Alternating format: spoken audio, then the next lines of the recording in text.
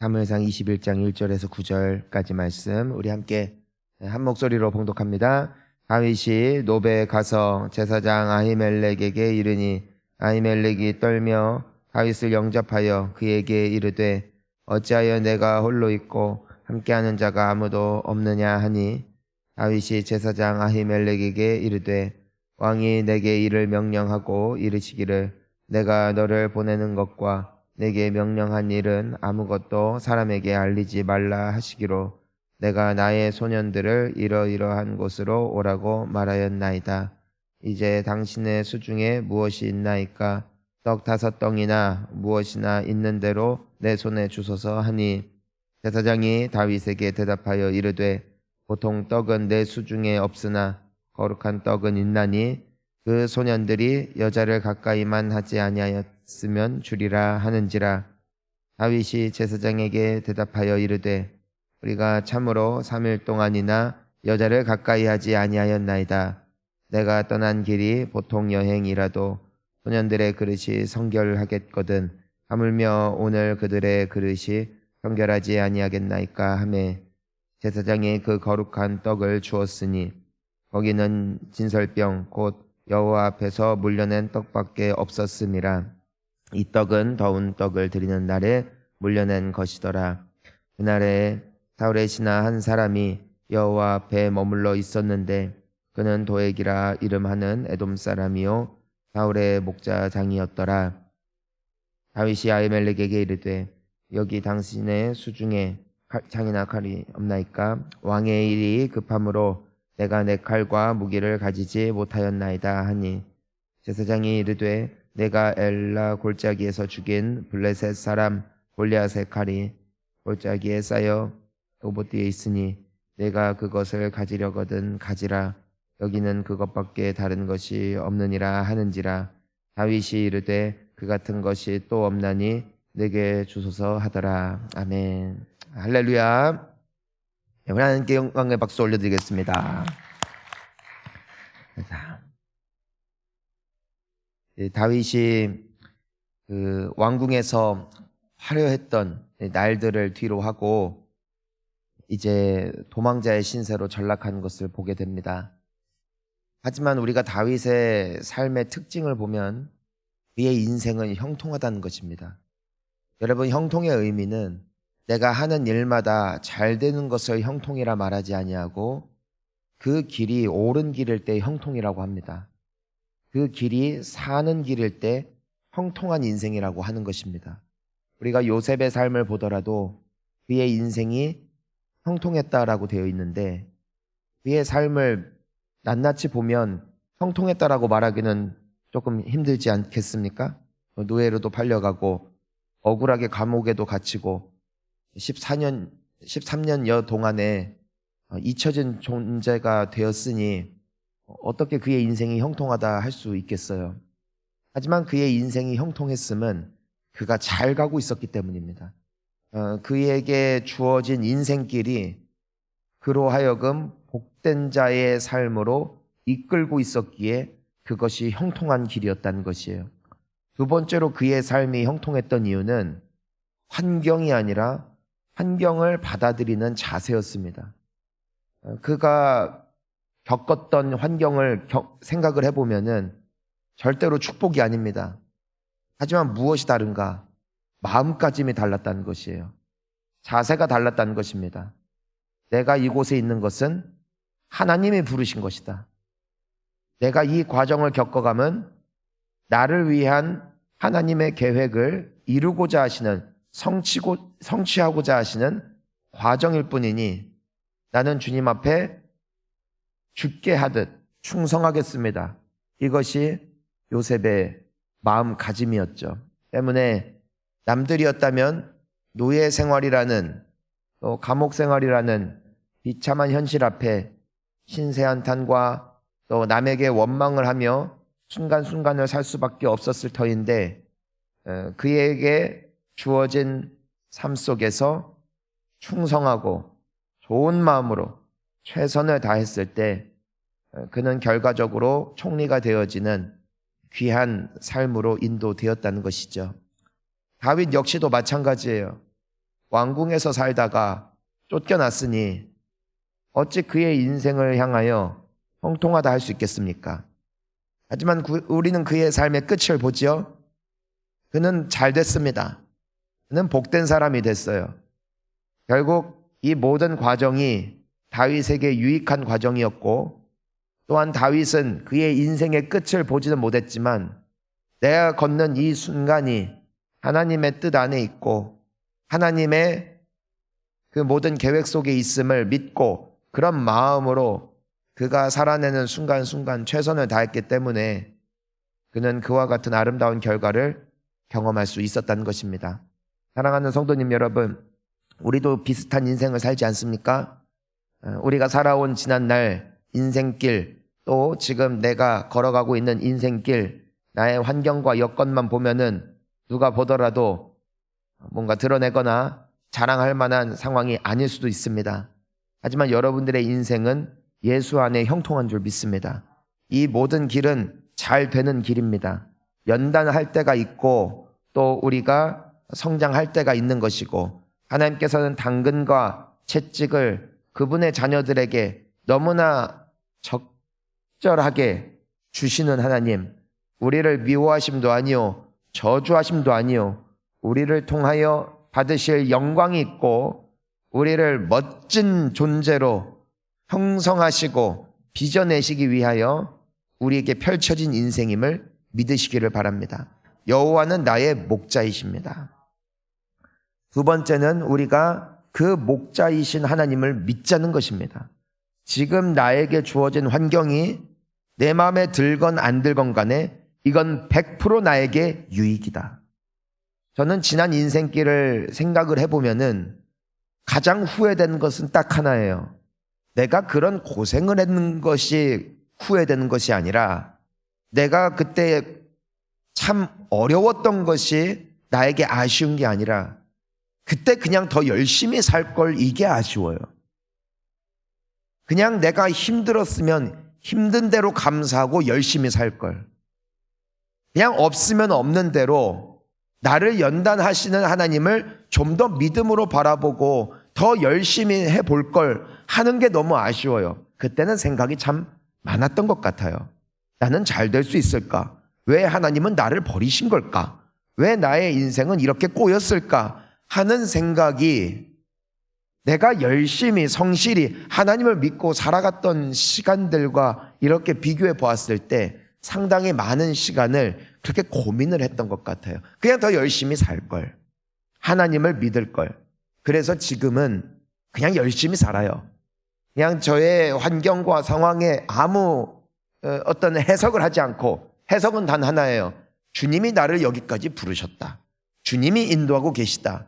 나는 100% 주님 안에서 옳은 길을, 좋은 길을, 형통한 길을 걸어가고 있으니 나에게 맡겨진 것은 단 하나, 믿음과 충성이에요. 그냥 믿으세요. 그리고 충성하세요. 가정의 부모라면 부모답게 충성하시고, 배우자면 배우자답게, 남편은 남편답게, 아내는 아내답게, 목회자면 목회자답게, 봉사하는 분들이면 봉사하는 자답게 잡념을 버리고 하나님이 나를 부르셨고 하나님이 나를 인도하고 계심을 믿고 충성하면은요, 나중에 보세요, 형통할 것입니다. 멋질 것입니다. 오늘도 일하시는 분들 계세요? 가게 문을 활짝 여시고 열심히 청소하시고 최선을 다해서 일하시기를 바랍니다. 여러분 가정에서 자녀로서 또 부모로서 멋지게 사시기를 축복합니다. 오늘도 예배를 드리는데 여러분 기도를 할 때도요, 잡념을 버리세요. 감사하세요. 그리고 우리에게 필요한 것은 풍랑이 지나치는 것이 아니라 풍랑 위를 걷는 능력인 줄 믿습니다. 풍랑이 사라지는 것이 아니라 풍랑 위를 독수리 날개치며 올라감 같은 새 힘을 주시는 하나님을 경험할 때에 우리는 우리 인생길에 우리를 가로막고 있는 거센 풍랑도 넉넉하게 넘어가는 인생이 될 것이라는 것이에요. 골리앗이 맞고 있다 할지라도 하나님께서 능력 주시니 골리앗을 때려 눕히는 것 아니겠습니까? 하나님께서 능력 주시니 노예로 팔려가고 감옥에 갇혀도 그곳에서 인정받을 수 있는 선한 마음을 품게 될 수 있는 것 아니겠습니까? 아무리 다윗이 사울로부터 도망자의 인생을 시작했다 할지라도 하나님이 함께 하시니 그의 인생은 망하지 않았다는 것이고, 그렇다면은 우리에게 필요한 것은 하나님의 은혜라는 사실을 우리는 기억해야 할 것입니다. 자, 우리가 오늘 말씀을 보면은 다윗이 바로 그런 상황이에요. 이젠 그는 홀몸으로 떠날 수밖에 없는 이 상황, 여건. 하지만 다윗의 삶을 향한 의지는 참 본받을만 합니다. 여러분, 다윗은요, 그의 인생을 포기하지 않았어요. 저라면 포기했을 것 같아요. 여러분, 그렇지 않습니까? 많은 사람들은 인생을 포기하곤 합니다. 내가 지금까지 최선을 다해서 살아봤다는 것입니다. 맞습니다. 다윗은 최선을 다해서 살았습니다. 아버지로부터 미움을 받아 목동으로 살 때도 그는 최선을 다했습니다. 사울이 간택하여 그를 왕궁에 초청했을 때도 그는 최선을 다하여 아버지 집과 또 사울이 있는 곳을, 왕궁을 왔다 갔다 하면서 부단히도 열심히 살았습니다. 그를 미워하고 시기하는 형들 앞에서도, 부모 앞에서도, 또 여러 사람들 앞에서도 그는 인정받고 사랑받는 인생을 살 수 있었음은 그는 그에게 주어진 삶 속에서 좋은 마음으로 최선을 다해 살아왔다는 것입니다. 하지만 그가 충성하고 최선을 다한 결과, 그 결과가 무엇이에요?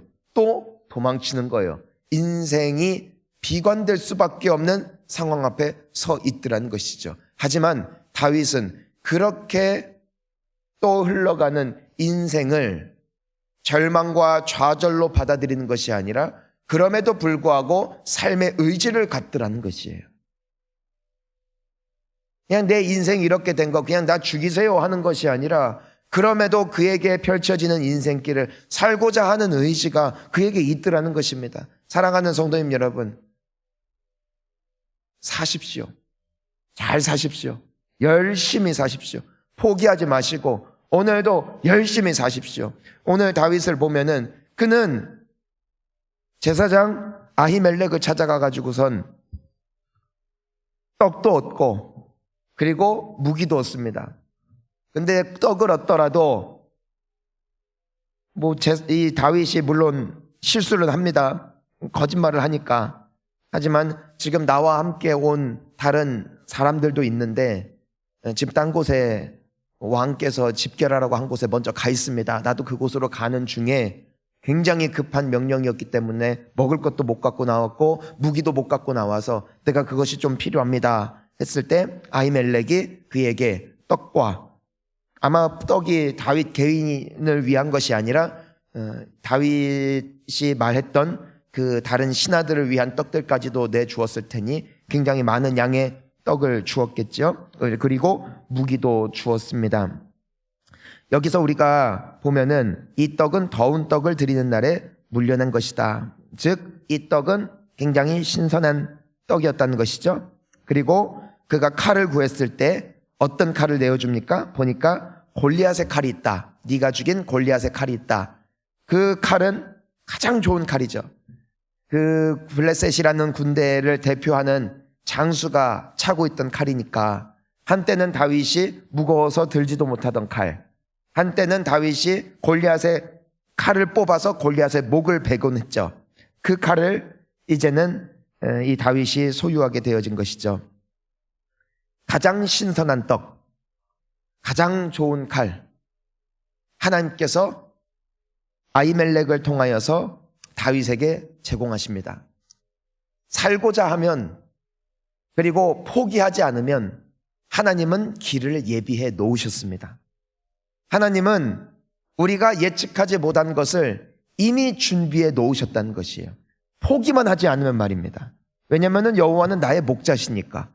그 요셉이나 다윗이나 모세나 누구 하나 할 것 없이 하나님께서는 예비하시는 하나님이에요. 하나님께서는 이미 준비해 놓으셨어요. 우리가 모를 뿐이에요. 감춰져 있으니까. 우리는 시간이라는 공간에 제약되어진 존재들이니까 우리는 앞날을 볼 수 없어요. 하지만 하나님은 시간 밖에 계세요. 우리보다 앞서 행하세요.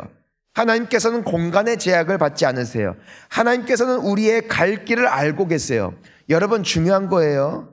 다윗은 이미 아히멜렉에게 가고자 하는 생각을 가지고 갔겠죠. 그 분은 나에게 이런 것들을 제공해 줄 수 있을 거야. 그 사람은 나에게 호의를 갖고 있으니까, 사울이 나를 죽이려고 한다 할지라도 이 사람은 제사장이니까 나를 받아주겠지 하고 그는 머리를 최대한 굴려서 그곳에 간 거예요.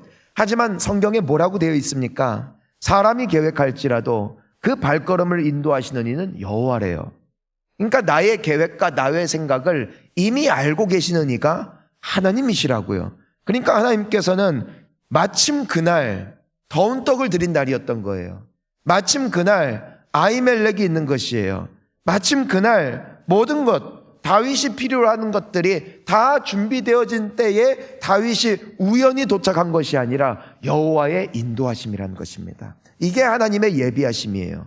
오늘 하루도 우리는 살지요. 우리는 앞으로의 인생길도 걸어갑니다. 여러분, 우리 머리 많이 굴리죠. 우리는 계획을 짜지요. 기도를 하고 하나님께 맡긴다 하지만 정작 우리 속에는 하고자 하는 것들이 어느 정도는 계산이 되어 있습니다. 하지만 그 발걸음을 인도하시는 이는 하나님이십니다.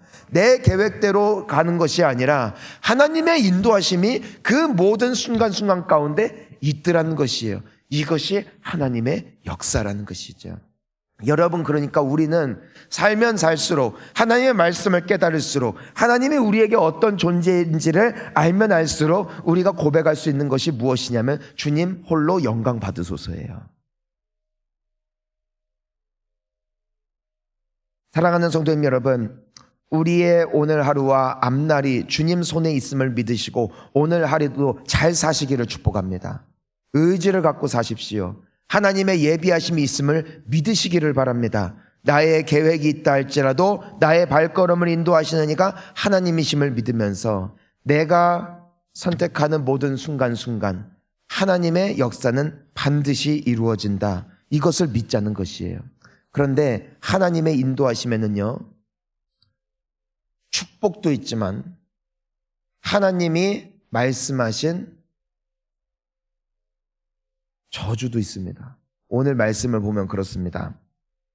물론 우리가 잘 봐야 되겠지만, 우리가 7절 말씀을 보니까 뭐라고 되어 있냐면 그날에 사울의 신하 한 사람이 여호와 앞에 머물러 있었는데 그는 도액이라 이름하는 에돔 사람이요 사울의 목자장이었더라. 그날 아히멜렉도 있고 다윗을 위한 떡과 칼도 다 예비된 것, 할렐루야, 감사한 것이에요. 근데 마침 그날 말입니다.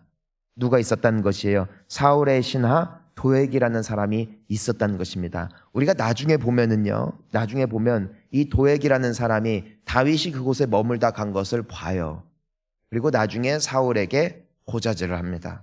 이 아히멜렉이 다윗, 당신께서 그토록 죽이고자 하는 원수를 보았습니다 라고 말해서 나중에 보면 이 아히멜렉과 그의 자손들 다 죽습니다. 그때 성경에 뭐라고 기록이 되어 있냐면은 엘리 제사장 기억하십니까? 엘리 제사장의 그 두 아들들 홈리와 비느하스가 하나님의 이름을 망령되이 일컫게 하고 하나님의 이름을 업신여기자 하나님께서 엘리 제사장 가문에다가 저주해 버리시죠. 너의 후손들, 너희들 중에 늙은 자가 없을 것이다. 여러분, 참 아쉬운 것은 무엇이냐면요, 그때 당시를 회상해 보면은 어떤 말씀이 있냐면은 엘리 제사장이 그 말씀을 듣고 회개하는 것이 아니라 뭐라고 고백하냐면은 여호와의 선하신 뜻대로 되기를 원합니다라고 해요.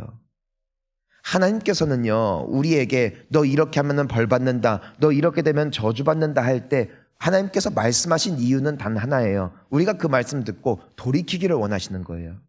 그냥 그 말씀을 듣고 하나님 죄송합니다 하면은 하나님 내가 잘못한 것입니다. 내가 자식들을 잘못 키웠고 내가 하나님을 정말로 업신 여겼던 게 맞네요. 나는 하나님께 잘하는 줄 알았습니다. 하지만 하나님께 나는 정말 못하는 사람이었군요. 만약에 엘리 제사장이 그때 그 하나님의 경고의 메시지를 듣고 고백만 했다면, 자백만 했다면, 인정했다면은 하나님께서는 어떻게 하셨겠어요? 아니다, 내가 어찌 너희를 벌하겠느냐?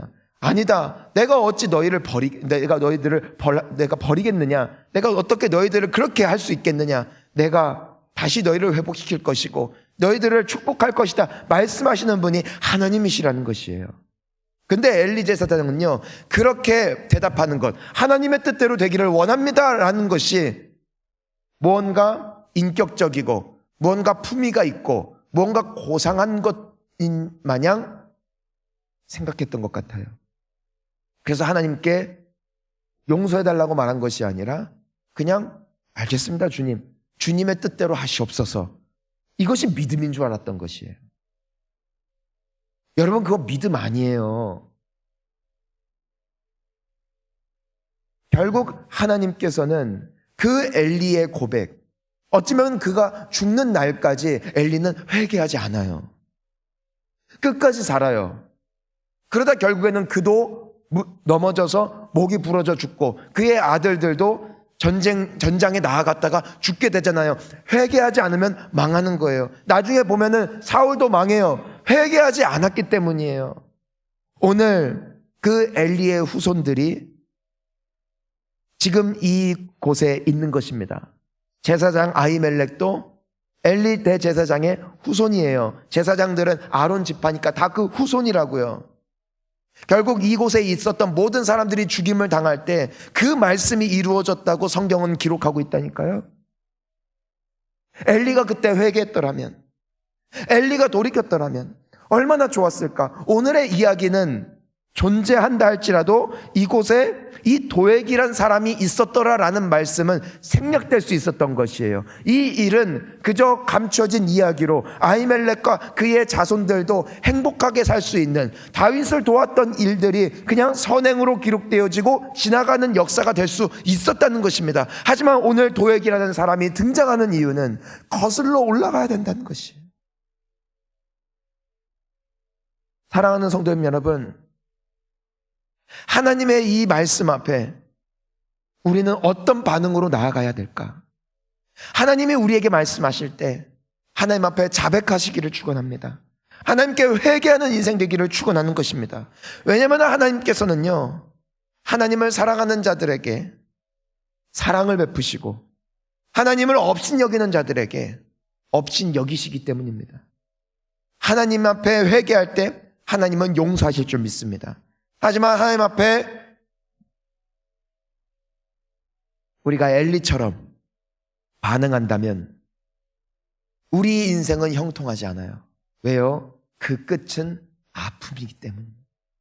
사랑하는 성도님 여러분, 지금은 힘들어도 끝에 웃으시기를 축복합니다. 지금 웃다가 나중에 우는 인생 한 사람도 없기를 축원하는 것입니다. 오늘 회개의 열매를 맺으시고 오늘 주님 앞에 엎드리시고 주님께서 용서하시고 품으시고 다시 살리시는 귀한 간증이 우리 모두에게 있기를 주의 이름으로 축원합니다. 우리 함께 기도하시겠습니다.